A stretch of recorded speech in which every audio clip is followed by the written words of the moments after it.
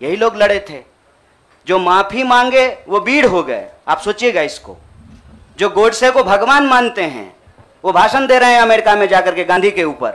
Madam जी बुरा मत मानिएगा, लगता है कि सवाल आप पहले ही सोच लिए थे। मैंने ये नहीं कहा था कि कांग्रेस खतरे में है, हमने कहा देश खतरे में है, लोकतंत्र खतरे में है, आइडिया ऑफ इंडिया खतरे में है। आपने वो वीडियो देखा क्या, लाश के ऊपर डांस देखा ना? दिल पसीज गया होगा आपका। आपको नहीं लगा कि मैं इसके लिए कुछ कर पाऊँ, कुछ भी कर जाऊँ जो मैं कर सकती हूँ। आप जब सुनती होंगी कि बलात्कार हो गया किसी महिला के साथ, आपका गुस्से से जो है ना पूरा शरीर कांप जाता होगा। देश खतरे में है। पार्टियां तो बनती रहेंगी, पार्टियों की कोई कमी है क्या? हर शाम पार्टी होती है इस देश में।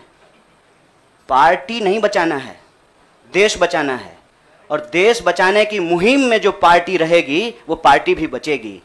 और मुझे इस बात को कहने में कोई दो राय नहीं है।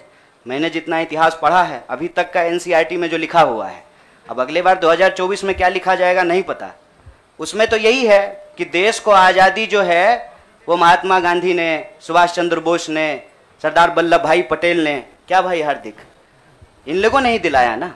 हमारे गांव में एक गाना आता था, गांधी जी के भजन करे गांधी के हत्यारा। कितना अजीब लगता होगा आपको। देखिएगा वो फोटो जब हमारे देश के प्रधानमंत्री गांधी पे माल्यार्पण करते हैं। जीवन भर शाखाओं में कसम लिए होंगे कि गोडसे के सपनों का देश बनाएंगे और गांधी पे माला चढ़ा रहे हैं। See, I am not here to save the party. Please, I am respecting you. As a citizen, you can respect my right. देश खतरे में है। और ये सिर्फ मैं नहीं कह रहा हूं, ये मुझे लगता है आप भी सोचते होंगे। समझ रहे हैं, अंग्रेजी का वो फ्रेज है डांसिंग ऑन डेड।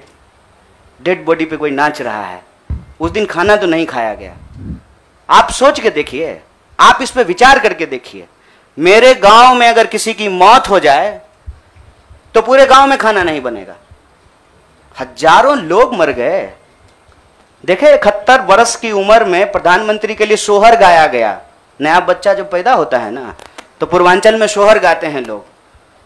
प्रधानमंत्री बूढ़े हो गए हैं, उनके लिए सोहर गाया जा रहा है। तब जब अभी तुरंत लाखों लोगों की जान चली गई, ऑक्सीजन नहीं मिल रहा था, अस्पताल में बेड नहीं मिल रहे थे। आप में से कोई भी ऐसा इंसान है जिसके कोई जानने वाले नहीं मरे हो इसमें, इस क्राइसिस में? इतना बड़ा क्राइसिस जिसके देश में हुआ हो अभी तुरंत, वो अपने जन्मदिन का जश्न मनाएगा? ये भोंडापन है। इस संस्कृति को बचाने की जरूरत है। और इस संस्कृति को बचाने के लिए मुझे लगता है कि कांग्रेस पार्टी में क्षमता मौजूद है। लोगों को यह बात पसंद हो या ना पसंद हो, हकीकत यह है कि पार्लियामेंट में सबसे बड़ी पार्टी कांग्रेस पार्टी है। इसीलिए इस पार्टी को यह जिम्मेवारी लेनी पड़ेगी और उस जिम्मेवारी को संभालने के लिए मैं यहां आया हूं। Thank you news nation. I'll come to you.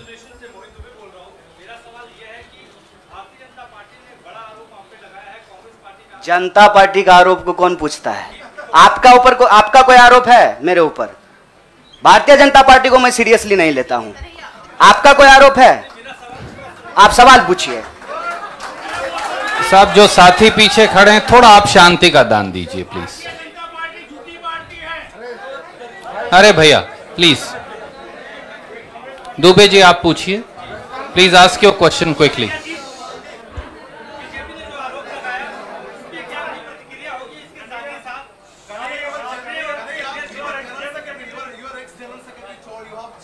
Yeah, please, you cannot interrupt. No, you have to have discipline. My humble request with folded hands.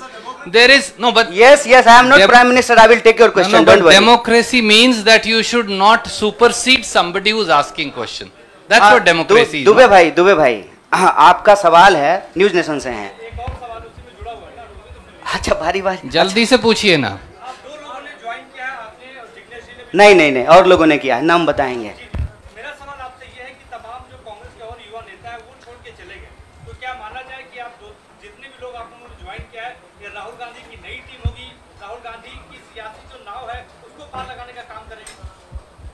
देखिए, मैं यही कह रहा हूँ, हमारे देश के लोगों के पॉलिटिकल इमेजिनेशन को कुछ हो गया है। अभी क्या हो गया है मुझे समझ में नहीं आ रहा है। हमने अपनी आपके सवाल को अपने आप लेते हुए हमने अपने पूरे वक्तव्य को रखा। हमने कहीं भी कहा कि हम कोई टीम बना रहे हैं, बीसीसीआई थोड़ी है सर, मतलब टीम बना रहे हैं। मैं कह रहा हूं कि भारत की परंपरा, चिंतन परंपरा, सोच, जिस पे आपको गर्व होता है भारतीय होने के चलते, उस परंपरा को समेटने का, उसको आगे बढ़ाने का काम देश की सबसे पुरानी पार्टी कांग्रेस पार्टी ने किया है। उस पार्टी के पास एक ऐतिहासिक जिम्मेवारी है और इस देश का नागरिक होने के चलते, साथी जिग्नेश ने कहा, यह हमारी भी ऐतिहासिक जिम्मेवारी है कि कल को जब इतिहास लिखा जाएगा तो हमसे भी पूछा जाएगा, दुबे भाई आपसे भी पूछा जाएगा कि जब यह तमाशा हो रहा था तो हम क्या कर रहे थे। हमने वो कहानी सुनी है बचपन में, आपने भी सुना होगा। जंगल में आग लगी, एक कोयल अपने चोंच में पानी भर करके जंगल की आग बुझाने की कोशिश कर रही थी। जंगल की आग नहीं बुझी, या बुझनी होगी बुझ जाएगी। कम से कम कोयल का वह ऐतिहासिक प्रयास जो है वो इतिहास याद रखेगा। और ये जो आप कह रहे हैं ना, डूबती हुई नाव, देखिए कभी कभी ना इंसान को भ्रम होता है, जैसे टिड्डे को भ्रम होता है कि वो अपने पांव से आसमान टिका रखा है। हमको ऐसा कोई भ्रम नहीं है। मेरे अकेले से कुछ नहीं होगा। जब आप जुड़ेंगे, हम जुड़ेंगे, इस देश के संविधान में, आइडिया ऑफ इंडिया में भरोसा करने वाले लोग जो हैं, जिसको हम कहते हैं गांधी के सपनों का भारत, जिसको हम कहते हैं सर भगत सिंह के सपनों का भारत, जिसको हम कहते हैं डॉक्टर बाबा साहब भीमराव अंबेडकर के सपनों का भारत, जिसको हम कहते हैं बिरसा मुंडा के सपनों का भारत, सावित्रीबाई फूले के सपनों का भारत, श्री कृष्ण सिंह के सपनों का भारत, जगजीवन राम के सपनों का भारत, मौलाना अबुल कलाम आजाद के सपनों का भारत, उस भारत को बचाने की बात मैं कर रहा हूं। और सियासत, मैं बार बार कहता हूं, अगर सियासत सही होगी तो गलत लोग जो सत्ता पे काबिज हैं ना, मुझे भारत के लोगों पे बहुत भरोसा है। अरे हैं हम लोग थोड़ा सा आलसी, लेकिन जब आ गए ना अपने पे, 200 साल अंग्रेजों ने राज किया था, जब से भारत के लोग अपने पे आ गए ना, तो 1942 में भारत छोड़ो आंदोलन का जब नारा महात्मा गांधी ने दिया था, तो अंग्रेजों को भारत छोड़ करके जाना पड़ा था। और उस वक्त जो लोग अंग्रेज से पेंशन ले रहे थे, माफी मांग रहे थे, वो आज एनसीईआरटी की किताब बदल रहे हैं कि अपना नाम भी हम बीड़ों में लिखवा लें। इसीलिए मैं कह रहा हूं कि उस इतिहास को, उस चिंतन परंपरा को बचाने की जरूरत है। पार्टी अगर उस सिद्धांत पे चलेगी, संविधान के प्रियम्बल को रक्षा करने की कोशिश करेगी, पार्टी भी बचेगी और पार्टी सत्ता में भी आएगी। ऐसा मेरा उम्मीद है, ऐसे मेरी आशा है।